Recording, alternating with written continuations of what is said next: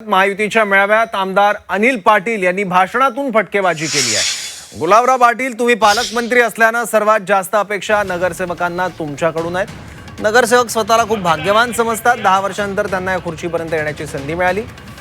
आता मतदान करण्याची संधी मिळणार आहे। गेल्या 10 वर्षापासून नगरसेवक या निवडणुकीची वाट पाहत मोठे कष्ट करत होते। कोणी तेलाचा डबा आणत होतं, कोणी तुपाचा डबा आणत होतं, असं अनिल पाटलांनी म्हटलं।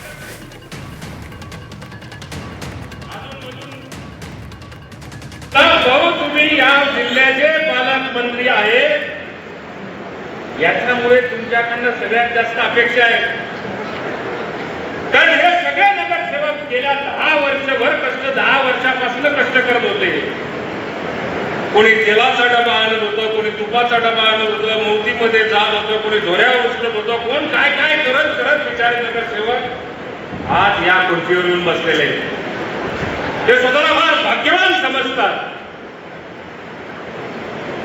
की 10 वर्षानंतर आज आम्हाला या खुर्चीपर्यंत यावं लागलं, अतोनात कष्ट करावे लागले आणि अतोनात कष्ट केल्यानंतर आज आम्हाला मतदानाचा अधिकार आहे।